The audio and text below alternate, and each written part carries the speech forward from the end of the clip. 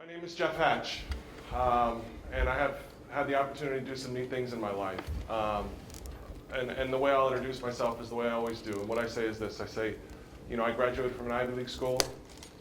I played in the NFL. I was an All-American. I've won the President's Award for Community Service, and I'm a drug addict and alcoholic. And I share that with you guys because it's something that's had a huge impact on my life. I've been sober for almost 10 years now. What led to that and how my life has been since then is what I want to give to you guys today. And it's never fun for me to get up in front of a group of kids like you guys and share with you some of the faults and difficulties that I've been through in my life. But the goal in doing that is to try to bring some lessons to you guys that hopefully you'll hear and you'll pay attention to, and maybe utilize them for yourselves as you move forward.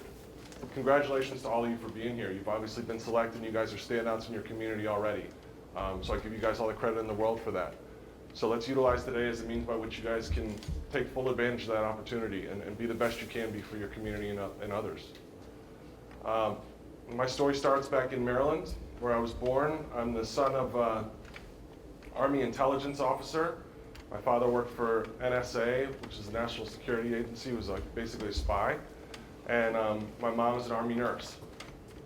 They've been together since they were 15 years old, so it was very much Leave It to Beaver upbringing for me. I have one older sister. We were a happy family. Wonderful childhood. One thing about me is as I stand before you today, I'm 6'7", and I'm about 315. And I've been big since I was born. When there were pictures of me on youth sports teams, it was like the coach, everyone else on the team, and then the other side was me. And the hat was too small for my head, and I'm just kind of standing there uncomfortable. And what that meant for me growing up was that I got made fun of a lot. I was not an aggressive guy, not a tough guy by any means. I've always been more of a gentle soul. And I was picked on a lot growing up. I was called an ogre and an oaf. It had a big impact on me. I didn't have a lot of friends, and I couldn't really fit in. I didn't know how. I just felt like I was different from everyone. And that carried on through middle school and up until I got to high school. And one thing that happened in high school was sports started to matter. You see, I was always a good athlete. And my freshman year in high school, I made varsity basketball, and all of a sudden I went from being the dorky kid to having a lot of friends and everyone wanted to hang out. It was a big change for me. My first experience with drinking alcohol to excess was my freshman year. I was 14 years old. I got invited to a party with the popular kids, and there was alcohol there. And I drank, and I felt like I was fitting in. I felt like I belonged.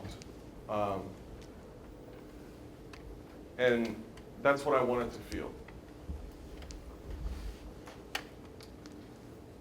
From there, I continued to do that and participate in that behavior. And I got in some trouble along the way. I'll tell you a quick story. I was 16. I had gone out and was drinking with friends, and I came home, and why I ever thought that my parents, my father's a spy, my mom is a nurse, why I ever thought I would be able to fool them by coming home after drinking was ridiculous, but I did. And they ended up confronting me on it. I said, okay, I won't do it again, I promise. I went out the next night, and because I told them I wouldn't drink alcohol, I smoked marijuana for the first time. And I came home, and I'll never forget it. My dad was at the dishwasher putting dishes in, and he looked me in the eyes and could tell I wasn't of right mind, and he said, "What did you do?" And I said, "I didn't drink." He said, "Well, what did you do?" I said, "I smoked marijuana." And he said, "Sit down at the kitchen table."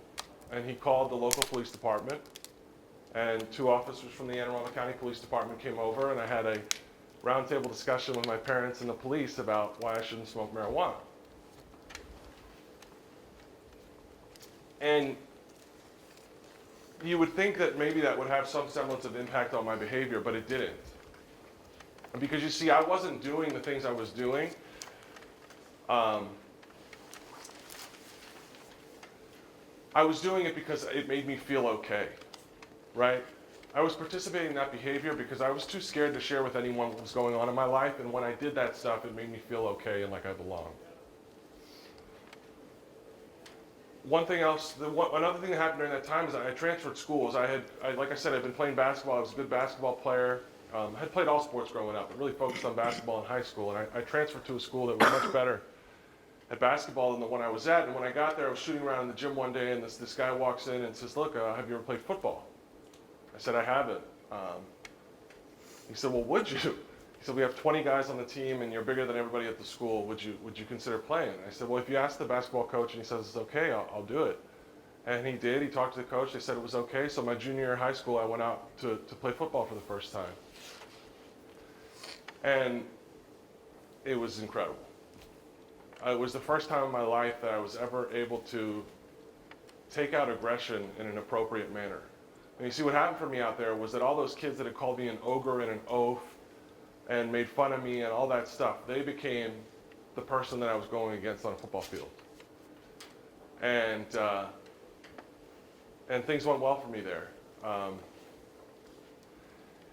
I'll tell you something that I look back on my life and I wish I had in this time in my life that you guys are in right now. And this is a tough thing, but I really want you guys to hear me on this. I never shared who I really was with anybody because I was so scared of being judged and told that I was bad or less than. If I could make a recommendation to you guys, it's find somebody in your life, be it your mom, your dad, you have incredible resources at school, a friend, an uncle, an aunt, a sister, a brother, somebody that you share the things in your life with that you're not comfortable talking about with everybody. Somebody that you can be open and forthright and honest with. That will help you so much as you move forward in life. So, as my high school career ended, I had opportunities to play sports in college, be it football, basketball. Different schools wanted me for different sports. Some wanted me to play both, blah, blah, blah. I ended up going to the University of Pennsylvania, an Ivy League school, and playing football there. When I got to college, I was completely overwhelmed. I almost flunked out my first semester. And the reason for that was because the first thing that I wanted to do was get with the guys that I was playing sports with and fit in and have my social circle. You know, school was secondary, and I was in an Ivy League school, and that was not going to work. You know, by God's grace, I was able to stay in school and continue on the path. And what I found was that in that time, we all partied. That's what we did, right? And I didn't think I was doing it any differently than my friends. But what was different for me was the reason why I was doing it. And I touched on this a little before. You see, alcohol and drugs for me were initially started because of peer pressure and because I wanted to fit in and because I thought that was cool. But what I found was that I was using those things because they were the only thing that made me feel okay in the world. Those were the things that made me feel comfortable and okay. And that was a big sign that I didn't see at that time. If you need a substance of some type to feel okay, that should be a bell going off in your head. Through college, my athletic career continued on, and you know, I'm telling you guys, I was really lucky that I didn't get caught by the law multiple times in college for the behavior I exhibited under the influence of alcohol and drugs. Very close calls. By my senior year of college, though, I got to a place where I was a first-team All-American. I played in an all-star game that year called the Blue-Gray Game. I was on an ESPN documentary called Hey Rookie, Welcome to the NFL, another one on CNNSI called Goal to Go. And it all happened very quickly for me, and really, my world got really big really fast, right? Because my junior year of college, I didn't even make I wasn't even all conference. I had just started for the first time that year. So for my world to go to what it became the next year was incredible. It was an incredible difference for me, and it was a lot. And what happened to me in that time was that I thought I had it all figured out. And when you take a guy who's in that position and you start pouring accolades on him and giving him praise, what that did to me was made me think that I was really, really something. I was really, really special. So I ended up getting drafted by the Giants in the 3rd round in 2002. And it was a dream come true. I had lived my whole life wishing to become a professional athlete, and it was such an incredible thing to achieve that. And what I found was that achieving that was great, right? But it didn't change who I was, right? And I want to share a little tidbit with you guys about that, and it's that I had been drafted by the Giants. I had signed my contract, so it was a 3-year, $1.4 million contract. I had bought a townhouse. I was dating Miss Maryland. I had graduated from an Ivy League school. I had bought my Lincoln Navigator and put 24-inch rims on it. I had bought my 10 carats worth of diamonds. I had checked all the boxes, right, of what MTV and what Instagram didn't exist back then, but Twitter and all those things society puts on you, right? These are the things that are going to make you happy, right? The material things that are going to bring you inner peace. And I achieved all those things at 22 years old, and I was totally miserable. And I went, oh my gosh, they were lying to me. That's not real. And the journey I went on from there to finding what really was important and what really does matter is where I took a hard downfall, but I took a rise up. And what I want to share with you right now, guys, is like, if you want to achieve I would never tell you, do not achieve the material goals you want in your life. Please, succeed at the highest level you can in that world. But never forget what's really important. And what's really important, if you hear me say one thing today, I want you to hear me say this. It's being of service to your fellows. Because see, when all that money and stuff was in my bank account, it didn't change the way I felt about myself at all. But when I go out now and I'm of service to someone and I help them and I make a difference in their life, man, that is like the joy that is unstoppable, that you can't touch. That is what it's all about. That's the good stuff. And achieving in the realms that you're in now, man, that's a way to get there. That's like a way to get to a place where you can have a bigger impact, right? Because like if I had never gone and played in the NFL and done all that stuff, like I never had the opportunity to be here today and have it make any difference to you guys at all. But because of those achievements, now I get the chance to get in front of you guys and actually share something that really matters, right?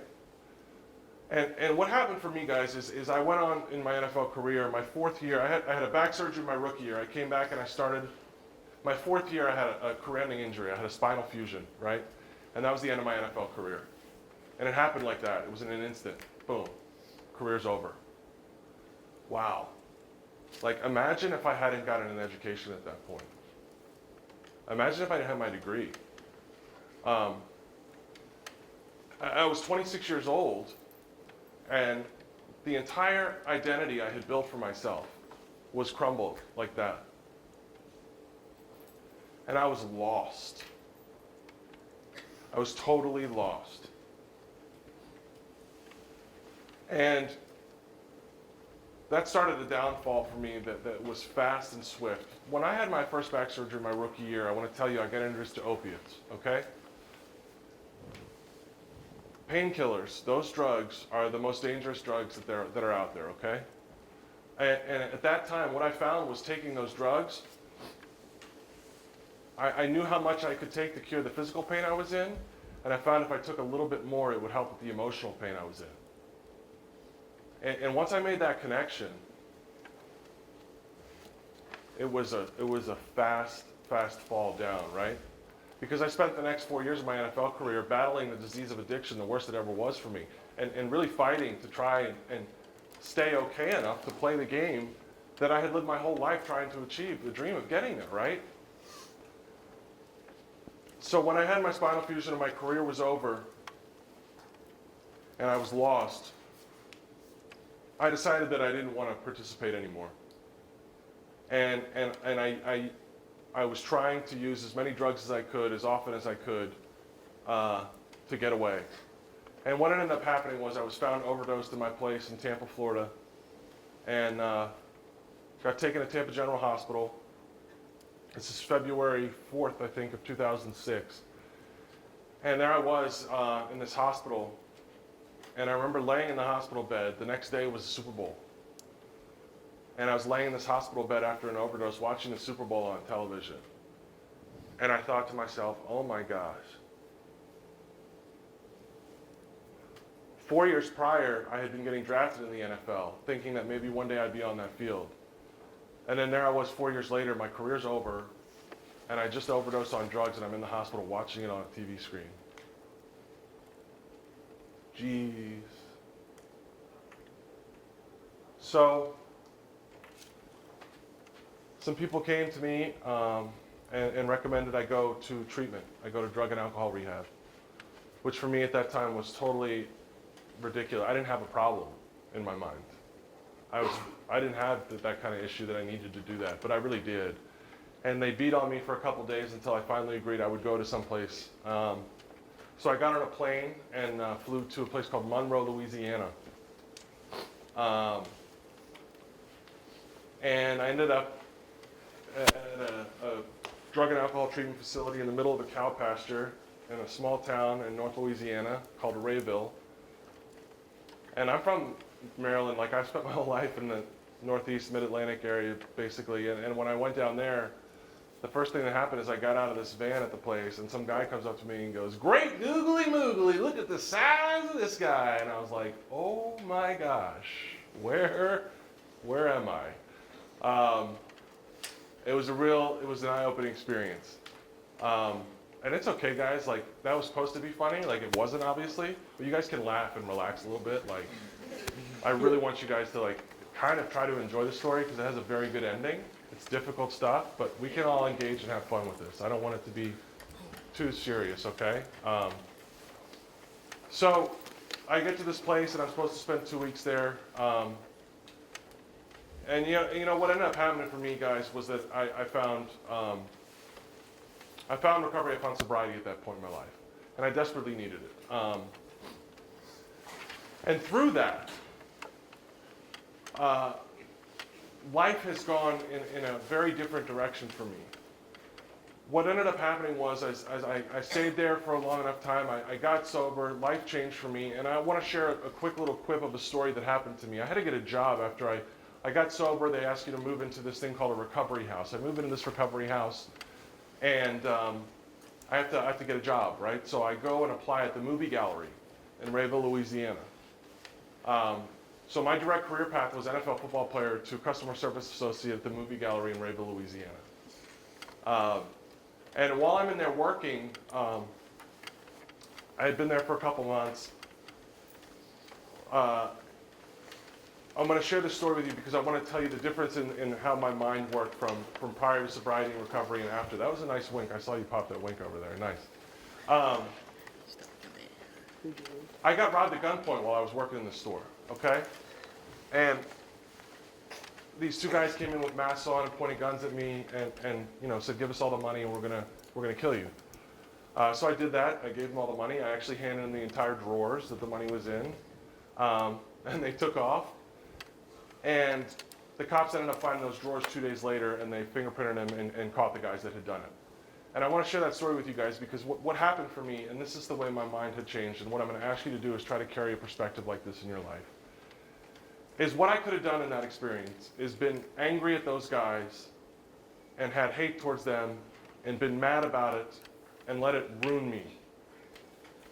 But instead what I did was I thought about it and I realized a piece of myself in them, right? These guys made a mistake by doing what they had done, right? And what ended up happening in that experience was they made me feel powerless. When they pointed a gun at me, I couldn't do anything. I felt weak and powerless in the moment.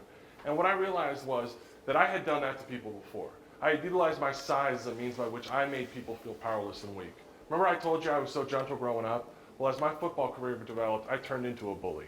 I became that guy that I didn't like. You see, and through this experience of getting robbed at gunpoint, I recognized in myself what they had done to me, I had done to others, right? And I was able to learn a lesson from that, right? So I took this experience that could have been completely negative, but instead utilized it in my perspective and thought about it and found a means by which I could use it as a positive to go forward. Okay? And that's what it's all about. We can stand up here and tell you guys 1,000 things today, right? And tell you how to prepare yourself for situations. There are going to be situations that come up in your life that are going to be difficult. And in those situations, you will have an opportunity to do one of two things. You'll allow them to beat you down, or you will use them as a tool to grow bigger and stronger and better in your life. See, when I was 26 in that hospital bed, my life was, in my mind, over. And what's happened for me now, I'm 36 years old. Today my life is better than it ever was when I was in my best place ever playing football. I have seen more people get well and find a place and a way in which they can be happy and experience joy in their lives in the past 10 years than I ever did in my life before that. You see, and what's happened is I've been able to be of service to my friends and my fellows, right? I've learned tools and things that I never would have had an opportunity to learn before. And the reason for that is because I've been open to it and been humble enough to experience it. See, that was a big key for me. You know, it was all about me when I was coming up. When I was playing football, Jeff Hatch was the man. Matter of fact, people had to call me Big Hatch for me to even talk to them. That's how embarrassing and egotistical I was. And I desperately needed to get humbled. And God brought that to me in a way that I didn't think He would, but He did. And what that humility has allowed me to do is see life in a different perspective. It's to see this. I know, you know, I'll be real with you guys. I think probably the majority of you in this room will take some of the things that have been said to you today and utilize them. And some of you won't. But I think there's a couple of you in this room that are going to hear what I'm saying today, and it's going to have an impact on your life as you move forward. And those are the people I'm talking to. Because it's not fun to get up here and tell you all the failures. But it's great for me if I can think that it's going to be a tool that you utilize as a means by which you experience success in your life. I was sober about 5 years, and I decided there's something else I wanted to do. I wanted to be an actor and a stuntman. And I wanted to go to grad school. So I moved out to LA from Louisiana and started school at Loyola Marymount and started taking an acting class and training in something called the Meisner technique. And the reason I went for that dream is because at about 5 years sober, I realized that whether I was successful or failed at that, it wasn't going to change me. You know, I was okay. And I was going to be okay. So I went for it. And I ended up, it's crazy. I put a profile up on some free site after I'd been training out there at the school for 9 months, and I get called into an audition for a Disney show called I'm in the Band. And I ended up booking the role, and it's kind of a funny story. The show was, it's these 4 middle-aged guys in a band. The show was on Disney XD. Does anyone even know what that channel is? Anyone in the room? Yes? Raise a hand if you know what Disney XD is. Awesome. You are the man. All right. Oh, there's a couple more. Cool. Well, it's called I'm in the Band. These 4 middle-aged guys are in a band. Anyway, I get called in, and they're going to have 4 mega versions of the guys in the band and 4 miniature versions of the guys in the band. So I am one of the mega versions. And on this episode of this show, this is my first experience in Hollywood on TV, we are fighting the miniature versions of the guys in the band. So if you ever see this episode of I'm in a Band on Disney XD, you will see me with a little person on my back trying to fight him off, and in a fight with a 2-foot-tall wig on my head to look like the guy in the band. I mean, just total ridiculousness, but hysterical, really fun. And it was fun for me. The whole experience was fun. I got to be in commercials and, you know, all that fun stuff, do stunts on major films. This movie called R.I.P.D. came out like a year and a half ago. I did some really cool stunts on that, you know, running through glass walls, falling down 30-foot elevator shafts. Really neat stuff. I ended up having to get a surgery though, okay? So 2014, here we go. Things are going good for Jeff. Something's gonna happen though. There's gonna be another issue, right? So 2014, I ended up having major knee issues. I had had problems. It finally got to a point I went to see a doctor. And I'm gonna share this with you because sports injuries happen all the time. It turned out I had to get a total knee replacement of my right knee. Which at 35 was really young to have to do that, but it is what it is. So what I realized though at 8.5 years sober was that this is gonna be a scary experience and I need to be around people that I trust in a safe place to do it, right? So I went back to Maryland to be with my family, and I got the surgery, got this total knee replacement, went through rehab and recovery, and things have been great ever since. But I kind of thought that maybe it wasn't the best idea to continue on my career path as a stuntman with a total knee replacement and a spinal fusion.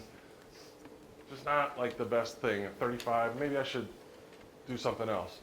So a buddy of mine that I had been friends with for years, who's the founder and CEO of a place called the Granite House, called me and asked me if I wanted to come work for him. So that's what I did. I came back into the field of addiction treatment. That's what I do now. I do marketing and outreach for the Granite House New Freedom Academy.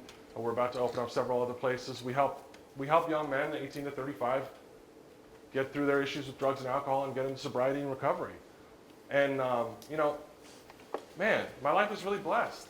Like it's great. It's incredible. My knee feels great. I get to come do things like this, talk to you guys, and hopefully you'll listen to something I had to say and carry it forward. I think there's a couple of you right here, and I'm gonna guess, like the table right here, you guys, that's the table I sat at. I know you guys. You guys, I love it and I know it, okay? So what I wanna tell you is this.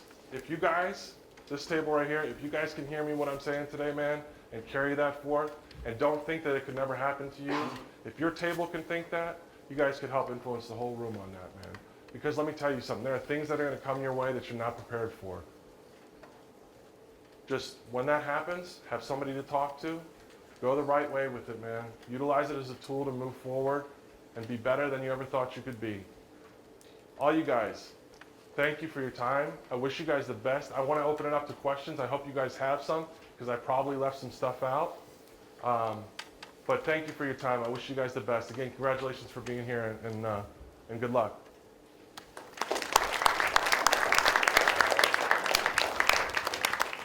Anybody have any questions? Nothing? Go ahead. What was the coolest experience you had playing sports? I would say my first start in the NFL. It was 2003, and it was at Giant Stadium. And you know, there's 90,000 people in the stands, and however many millions of people are watching on TV, and they call my name, and I run out of that tunnel as a starting left tackle for the New York Giants, man. Pretty incredible.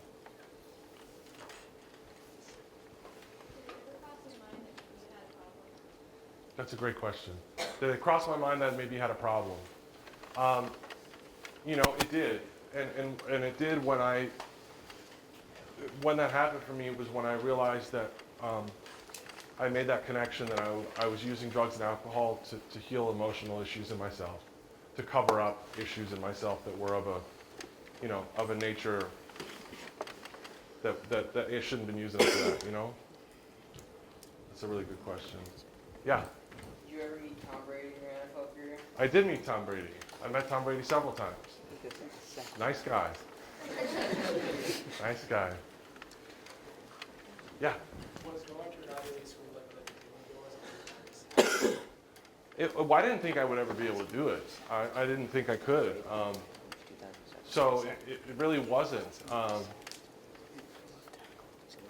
But I'll tell you something. From life moving forward onward since then, I realize how valuable it's been for me in my life more and more as I get older. You know, education, like as much as I hate to say this to you, it's like the things that I thought were dorky are the things that are cool as an adult. As an adult, it's so much cooler to be invested in good things and like behaving appropriately and focusing on your education and doing the next right thing is like, that's what's cool, you know? Anybody else? What was your degree in? My degree's in political science, philosophy, and economics. During these years of sobriety, did you ever get any like experiences where you almost went back? I'll tell you, the surgery was tough, you know, because I did have to take opiates again. And in 8.5 years sober, what I found was that monster is still there. You know, and I thank God that I had people around me to keep me safe in that time. And I knew that going into it. You know, I had the awareness, at least at that point, and had people tell me to like make sure you surround yourself with good people in that time.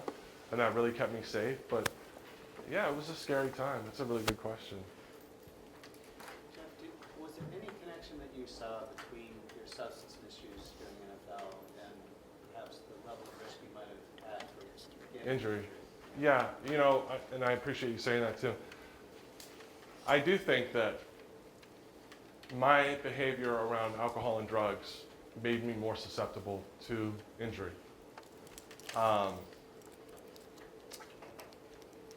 It's a fact, you know, and if I could go back and behave differently in that time, I would have. And I'll tell you something, that's one thing that really got me, was after I got sober and into recovery, boy, did I wish I still had the chance to play in the NFL. Man, because if I could have taken that awareness and that capacity for humility and thinking of others before myself, if I carried that into sports, I just can't imagine how awesome it would have been.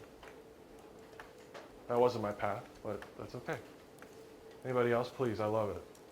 Somebody's got another question. Al? Do you think if you never had like a career injury, you'd still be addicted to drugs? Boy, that's a good question. I don't know. This is what I know, is that in life, there's got to be something you're passionate about, you know? And for so long for me, it was athletics I was passionate about. And God blessed me with an opportunity to be passionate about recovery and sobriety thereafter with my addiction. So I don't know. I look at it now, though, as one of the best things that ever happened to me, because of what it enabled me to shed that skin that I probably would have never shed otherwise. When you went into the NFL, was there anyone that you were looking forward to meet that you met? That like influenced you doing like going to football? You know who was a guy? I was a defensive end, and then I moved to offensive tackle my junior year of college. So Orlando Pace was a guy who played back then that I really wanted to meet, and I got to meet him and tell him how awesome that was. And then every day I practiced against Michael Strahan. So Stray was a guy that I watched growing up that I thought was incredible.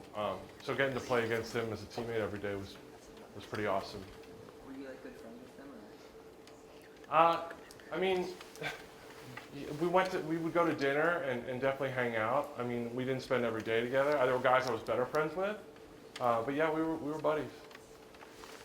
Wah, wah, wah, wah. Yeah. If you hadn't done either, do you think you would still be playing in the NFL? Oh gosh. Oh, I don't know. What'd you say? I don't know. I'm old now. I'm 36, which by NFL standards is really old.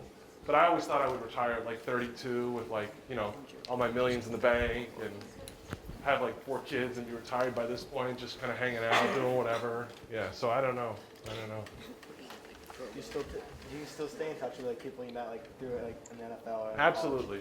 Yeah, it's a big piece of my life, man. Those guys are very important to me. And actually what's been great for me is that because of my path and because I got into recovery and sober, I've been able to help a number of those guys on that path and help them get well, which has been incredible. Did any of your teammates know you had like an issue and try to get you to have help before? Did any of my teammates know I had an issue? Yes. That's a complicated world, though. And I'll be honest with you and tell you that I think that there were several guys that had issues at that time. And that it was just something that we didn't really talk about. Again, it's like, if I had had somebody in my life that I was sharing openly and honestly with, man, it would have been really beneficial to me. But I didn't. That's a good question. So, when you got your second injury in your NFL career, did you think there was any chance you'd make like a comeback, or did you know it was over? I knew it was over. When I had my first surgery, they had told me that I really shouldn't keep playing. And I knew in the second one, when they had to do a fusion and put the bolts in, they said I could be paralyzed if I played again. So I knew it was over. Don't think I didn't dream in my mind, though, that I could come back. Yeah, but I really couldn't. I'll go to you because you had your hand up and then you. You know how you go around and like you talk to kids and all that? Do you ever go back to like any like I know you said you go back to like Giants and like talk to them, but have you ever gone to like any other NFL team and like talk to them about? That's what we're working on. That's one of my goals as I continue on. You know, yeah, that's what I really want to do. Is I really want to be in a position to share with those guys. You know, because what I found with the guys that I've been able to help who played sports since I got well is that they have a big barrier like to people that don't know what it's like in that world. You know, which is a fallacy and it's foolish, but it's part of the game with them. So that's a goal for your state. That's one of my goals. Did your parents know that like you had a problem with drugs and alcohol? They realized, they did, and they tried to help, but it required a professional, you know, and that's a big thing. Is a lot of people will those problems. I didn't ask you guys this question, but if I were to ask this room if anybody in here knows somebody who has an issue with drugs or alcohol, I would guess that the majority of you guys would raise your hands. And the issue with that is there's a huge stigma around it. We like to keep those problems away from everyone else. We don't want anyone to know that those issues exist, when in reality they exist everywhere. But it prevents a lot of people from seeking help from professionals that are like dying for the opportunity to help. So, yeah. How'd you get injured? What occurred that had your back get off? It started, I was doing a hex deadlift Yep. with like 650, and I popped the disc a little bit, you know? And then I was on the field and I was actually blocking a guy and I just torqued awkwardly, and that's what caused it. Just a simple play, you know? Wasn't anything out of the ordinary. Yeah? What kept you from finding that person to be open with? Ego. Thinking I knew better, thinking I had it all figured out. And fear. You know, I was afraid to expose myself, who I really was to somebody. Yeah, fear and ego. When you overdosed and you were in the hospital, was it the Giants Patriots Super Bowl that was on the TV? Oh man, no, it was, this was in 2006, so that was 07. Oh, Who was Yeah. 6? I don't know. 07 was when. I can't remember. No, It must have been who's Steelers. 06? Was it the Steelers? Yes, It was Steelers and Steelers. What was your max bench? Cardinals. My max bench, the most I ever benched, like with weight, was 565. I can't do that now, though. Don't even. Yeah. I'm sure we have something in common. Anybody else? Anybody over here? Questions? Come on, ladies. You were paying attention really well. You don't have any questions? Okay. Anybody else?